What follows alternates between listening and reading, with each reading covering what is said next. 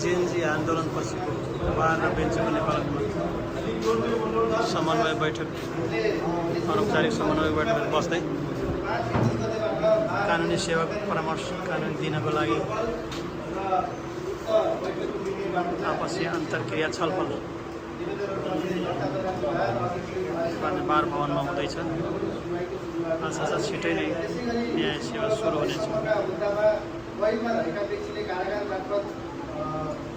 हाम्रो फौजदारी कार्यविधि संहिता 2074 दफा 155 नम्बरको सुविधा पाउँ भनी दिएको निवेदन र दर्ता र सोको सुनवाई पनि सुरु गरेका थियौँ र सबै सन्दर्भमा उपलब्ध भएसम्मका वैज्ञानिक पशु मुद्दामा संशोधन कार्यक्रम जरिवाना कायम गरी पाउँ भनी आयोजना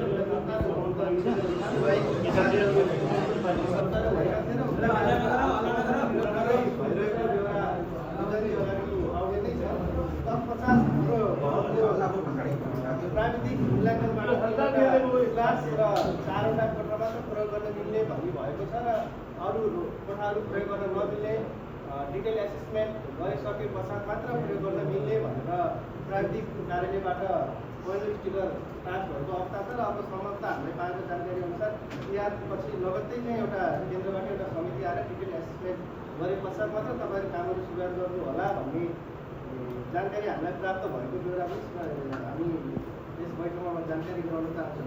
र यस विषम परिस्थितिमा पनि अब अदालतले कसरी सेवा प्रदान गर्ने होइन के सेवाहरू हामीहरू सुचारू गर्न सक्छौँ। कर्मचारी व्यवस्थापन छ, कर्मचारीहरूलाई बस्ने व्यवस्थापन छ, फाइल कलेक्सनका कुराहरू होला। सर्वोच्च अदालतबाट पनि हाम्रो निर्देशिका जारी भइसकेको अवस्था छ। यो सम्बन्धमा फ्लोर ओपन गरिदिनु होला तथा केही शब्द राख्ने फ्लोर ओपन गरिदिनु होला। बाँकी कुरा अदालतका श्रेष्ठता इन्द्रबहादुर कार्कीज्यूलाई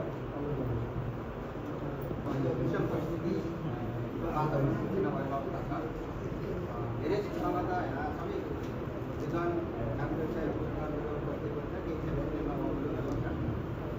यस्तो अवस्थामा अब हामीले 24 गतेको विषम परिस्थितिको बावजुद हामीले दसैँ अगाडि केही सेवाहरू सञ्चालन गर्नलाई अझ 21 गतिको मार्च सरकारी बैठकबाट हामीले गरेका थियौँ। अब त्यो निर्णयको अवधि पनि हाम्रो केही समय बितिसकेको छ भने अब हामी दसैँको बिदा अवधि पनि हामीले अब समाप्त गरिसकेका छौँ र अबको परिस्थितिमा हामीले बाँके जिल्ला अदालतबाट हामीले कसरी सेवा सुधार गर्न सकिन्छ भन्ने सन्दर्भमा बार बेन्च सरकारसँग बसेर एउटा योजना बनाऊ कसरी जान सकिन्छ, कसरी अब हामीले अब सेवा गराएर सेवा उपलब्ध गराउन सकिन्छ र हामी अगाडि कसरी जान सकिन्छ, त्यसलाई हामीले कुन कुन बाटो अवलम्बन गर्न सकिन्छ र त्यसलाई हामीले के सेवाहरू सुचारू गर्न सक्छौँ भन्ने सन्दर्भमा आज हामीले यो मूल एजेन्डामाथि छलफल हामी राखौँ भनेर हामीले बाँके जिल्ला अदालतले यो बैठकको आयोजना गरिएको हो। अब विषम परिस्थितिमा चाहिँ यो हाम्रो केन्द्र सरले भनिसक्नु भयो तत्काल हामीले सेवा सञ्चालन गर्न पनि हामीलाई धेरै कुराहरूको कठिनाइ छ। कर्मचारी बस्ने पूर्ति छैन, टेबल छैन, अब कर्मचारी बस्ने कोठाहरू छैन। हामीलाई भवनले हाम्रो भवनको देखाएपछि त्यहाँको एउटा टोलीले के भन्यो भने हामीलाई 3 जिल्ला र 4वटा बाहेक अरू प्रयोग नगर्नु। यो कुनै पनि बेला भूकम्प या जस्ता जस्ता विपत्ति आइपऱ्यो भने यो कुनै पनि बेला यो भवनको यो पिलरले र यो टिमले काम गरेको छैन, त्यस्तो अवस्थामा झन् बेसी हुन सक्छ भन्ने कुरा बाटोमा त्यो कुराहरू हामीलाई जानकारी गराएका छन् र त्यसको अझ विस्तृत रिपोर्ट फेरि अर्को टोली आउने भनेको छ हामीलाई। यो दसैँ र तिहारको बिचमा आउँछ भनिन्थ्यो, फेरि हामीले अस्ति इन्जिनियर साहबलाई बोलाएर फेरि कुनै कुरा राख्यौँ। उहाँले के भन्नु भने यो अवधिमा आउन सकेन र तिहारको लगतै फेरि एउटा चाहिँ नेपाल सरकारले कसैलाई कन्सल्टेन्टहरूलाई या कुनैलाई चाहिँ यो ठेक्का जस्तो दिएको अवस्था छ अरे उहाँहरू आउनुहुन्छ। त्यसपछि उहाँले चाहिँ यो कतिको बस्ने उद्देश्य छ छैन, मर्मत गर्न कतिसम्म मर्मत गरेर गर्न सकिन्छ या मर्मतै गर्न सकिन्छ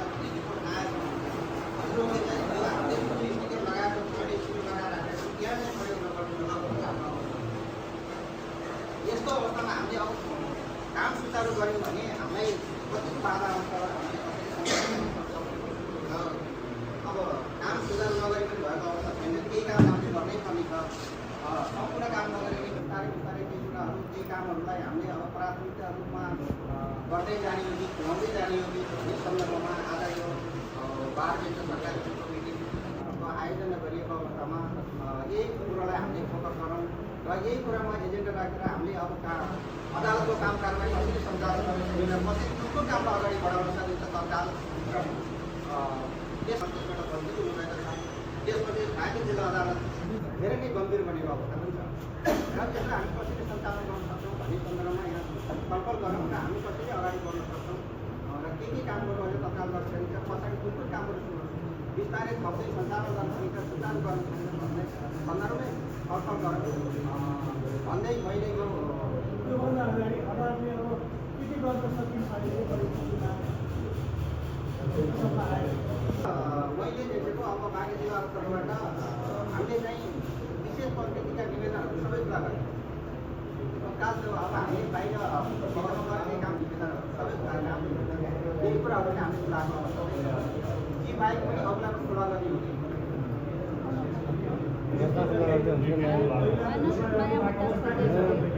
होइन। पहिला त हामीले के गरेको दफ्तरमा भने कुर्सी टेबल छैन, जग्गा छैन, अब यी सबै कुरा किन्नलाई आँट्ने पनि छैन। हामी चाहिँ आर्मीहरूले भन्नुपर्ने अवस्था पनि छ। बाँकी रहेको हाम्रो अभिलेखको मिसिन पनि खोल्नलाई हामीलाई त्यसरी गाह्रो छ र हाम्रो सिस्टम नचलेका कारणले हामीले त अहिले सिस्टममा कम्प्युटरको रेकर्डहरू हाम्रो सिस्टममा नै हेर्थ्यौँ। अब त्यो रेकर्ड हेर्न नसके एउटा मिसिन खोलिहाल्ने अवस्था एउटा मिसिन खोल्न 1 दिन लाग्छ। अब धेरै ढड्डाहरू छन् होइन, 1 लाख मुद्दाहरू छन्। 1 लाख मुद्दाको बाँकी बचेका ढड्डाहरूबाट हेर्न लाग्यो भने एउटा मुद्दालाई कम्प्युटर हेर्न 1 दिन लाग्छ भनेपछि हामीले त्यसरी पनि मिसिन खोल्न सक्ने अवस्थामा छैन। जबसम्म सिस्टम चल्दैन अभिलेखको मिसिन खोल्न पनि गाह्रो छ। नयाँ 1-2 वर्षको मिसिन त नयाँ उसमा होला चाहिँ हामी पत्ता लगाउन सक्छौँ। हिजो हाम्रो छलफल भएअनुसार पहिलो कुरो के हो भने भवन एउटा हाम्रो नजरले मोटामोटी रूपमा हामीले देखेको के हो भने एउटा समन्वय समितिको भवन छ अरे त्यसमा विद्वानबाट एउटा पहल भयो भने राम्रो हुन्थ्यो, उपलब्ध गर्न सकिन्छ कि भन्ने हाम्रो पहिलो अपेक्षा।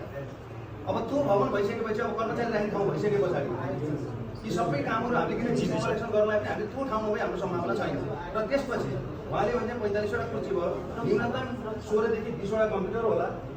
कम्प्युटर चाहिएला भने कुर्सी फेरि कर्मचारी बस्ने कुर्सी चाहियो। अब उहाँले 4वटा फाँट भने कतिजना कर्मचारी हुनुहुन्छ त्यो चाहिँ राख्नु पर्थ्यो होला। अब छलफलमा आउँदा मलाई लाग्छ 50-60वटा कुर्सी चाहिने होला। अनि त्यस्तै प्रिन्टर चाहियो। प्रिन्टर भए पछाडि अनि के अरे अब प्रिन्टर कम्प्युटर उसमा एउटा 5वटा कम्प्युटरलाई एउटा प्रिन्टरले गर्छ भने पछाडि त्यही हिसाबले कम्प्युटर 20वटा 4-5वटा प्रिन्टर चाहियो। अनि तत्काल चल्नलाई अरू एउटा फोटोकपी मेसिन सबभन्दा पहिला त फोटोकपी एउटा मेसिन चाहियो र ठुलो खालको अलिक ठुलो पावर भएको मेसिन। अरू के छ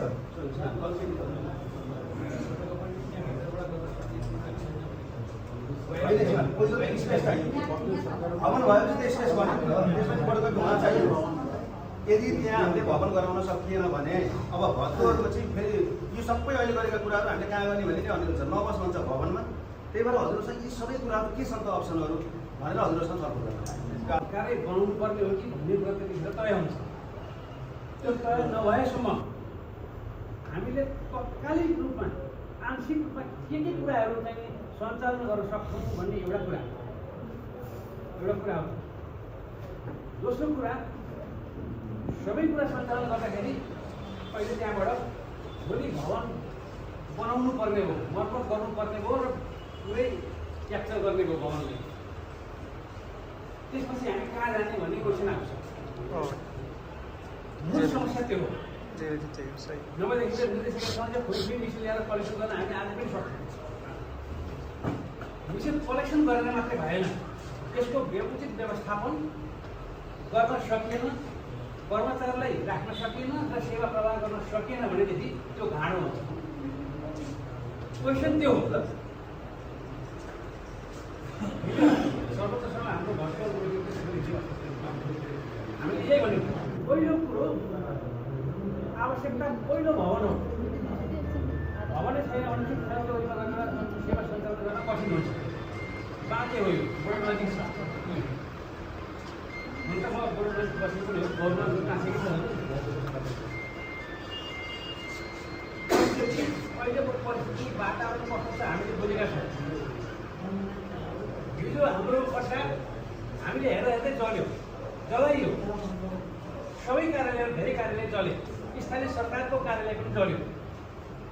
हामी ठुल्ठुलो हेर्न मात्रै बस्यौँ नि त, हामीले गर्न सक्ने केही रहेनछ। यो परिस्थिति छ बाहिर, सुरक्षाकर्मी राज्यले परिचालन गरेको छ, परिचालन गर्यो, उपाय दिँदा के रह्यो? क्वेसन त्यहाँ हो। त्यसले गर्दाखेरि अगाडि कुद्नु भन्दाखेरि कुद्ने ठाउँ छ कि छैन भन्ने पहिले हेर्नु पऱ्यो हामीले चाहिँ भन्दा पहिले। र अहिले चाहिँ तात्कालिक रूपमा के सेवा सञ्चालन गर्न सकिन्छ यो अवस्थामा के सकिन्छ या सकिँदैन, यही मुख्य छ जनता यो हो। तिहार अगाडि के सकिन्छ, तिहार पछाडि कसरी जाने, भवनको कुरो त छँदैछ। त्यो समन्वय समितिको सन्दर्भमा त्यो भवनको सन्दर्भमा मैले कुरो सर्वोच्चमा पनि राखेको छु। अनि वैश्यज्यूले भन्नु बाल मन्दिरको परिवार नियोजनको कुराहरू पनि आए, यी मेरो स्मरणमा थिएन किनकि पहिलोपल्टमा नेपाल गर्न आउँदैछु। नारायणी आएको थिएन कार्यको सन्दर्भमा। यो भूगोल मैले पढेको छैन, यहाँको जनमानसको प्रवृत्ति मैले पढेको छैन। कोरा काँचो छु म त्यो मामलामा।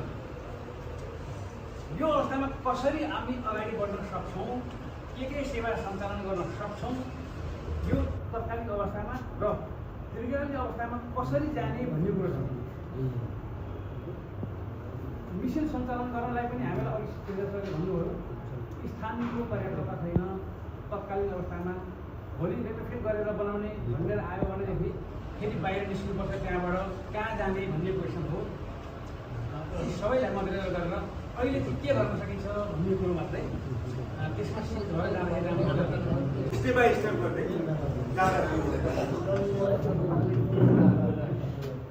वास्तवमा अहिले बाहिर चाहिँ भवन खोज्ने बेलामा तत्काल खोज्ने भने यदि दुई महिना कम्तीमा लाग्थ्यो भवन खोज्नलाई बाहिर खोज्ने भने तत्काल कसैले चाहिँ पैसा जानु पऱ्यो, खुसामत गर्नु पऱ्यो, एग्रिमेन्ट गर्नु, धेरै कुराहरू हुन्छ।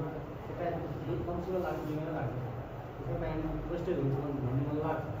र अब आधा त्यहाँ युज गर्नु सक्ने, आधा युज गर्नु सक्ने कुरामा त हामीसँग माथि 4वटा कोठा, एउटा हल छ, ठुलो हल, त्योभन्दा ठुलो हल छ।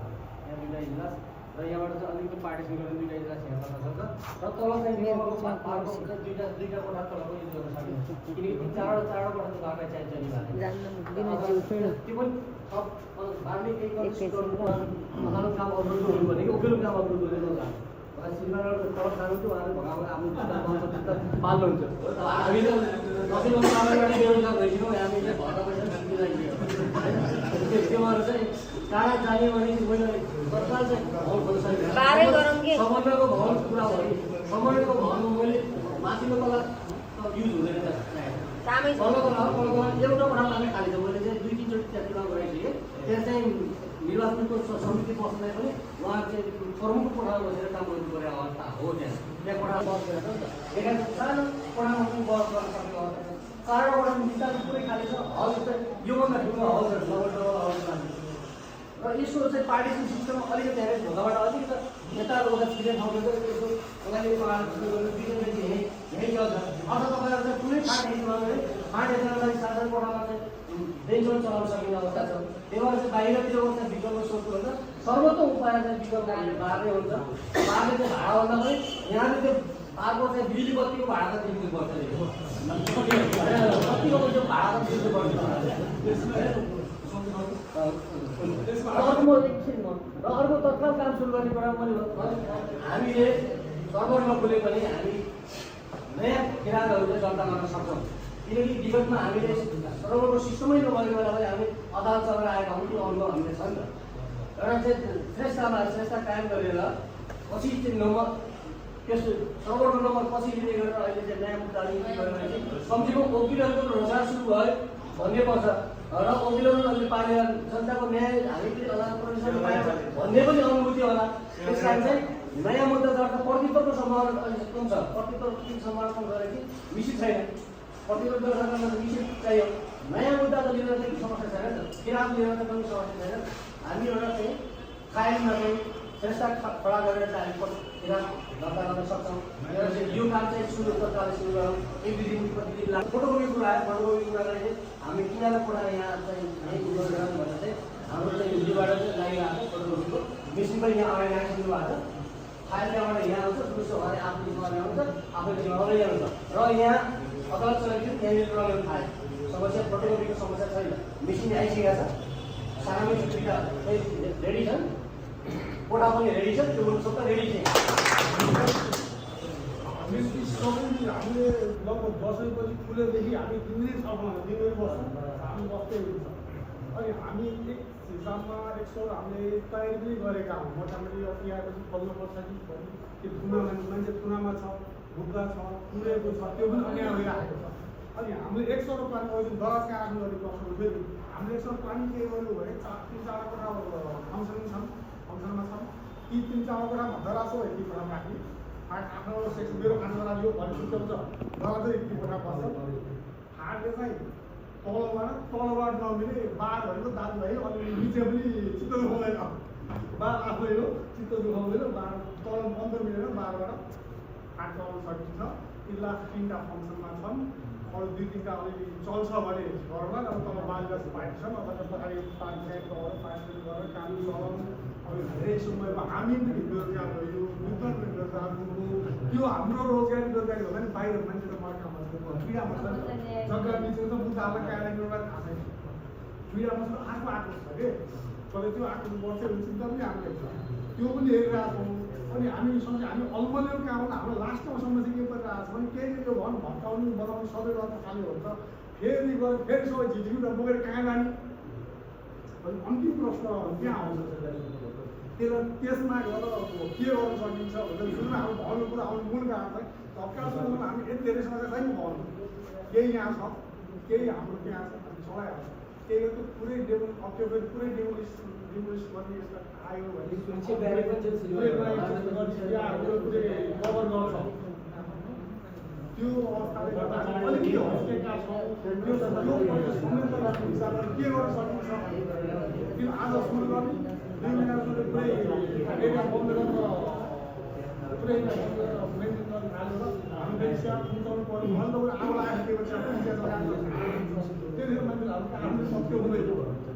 हामी अलिक समस्या पर्छौँ भन्ने जस्तो हाम्रो अनुभूतिहरू यो परिस्थिति समेत विचार गरेर सल्लाह गरेर के गर्नु छैन बेस हामी ओपन छौँ। हामी एकदमै काम गरेर आएको छौँ। श्रीमान सञ्चालनमा हाँसेर होइन हामी काम गरेर आएको छौँ। मान्छे समस्यामा छ, मान्छे कुटिएको छ, कुटी मुद्दा कहाँ हाल्नु थाहा छैन, जग्गा मिचिएको छ कहाँ हाल्नु थाहा छैन। मान्छे पनि समस्यामा छ, हाम्रो रोजगार त्यहाँ समस्या छ, समाधान गर्नु छ। देशमा पनि के हुन सक्छ त्यो भनेर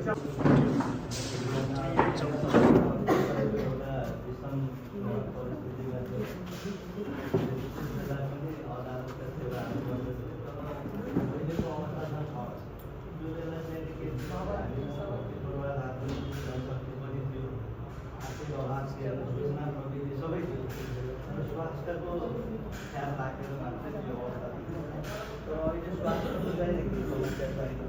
बाँकी सबै कुरा चाहिँ हामीले र यो अहिले 2टा कुराबाट हामीले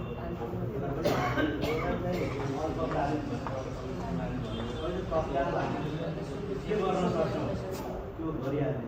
अर्को दीर्घकालीन कुराको सन्दर्भमा बाँकीको मात्रै समस्या होइन र अहिले हामी चाहिँ मलाई के लाग्छ विशेष अवस्थामा मात्रै होइन, अहिले हामी एउटा यो घटनाको सङ्क्रमणकालीन अवस्था सर्वोच्च अदालतले पनि के गर्ने कसरी गर्ने भन्नु नसकेको अवस्थामा हामी यो बाँकी जिल्लाको अदालत समितिको अवस्था नभएको हुनाले यो बाँकी जिल्लाको मात्रै सरोकारको विषय होइन।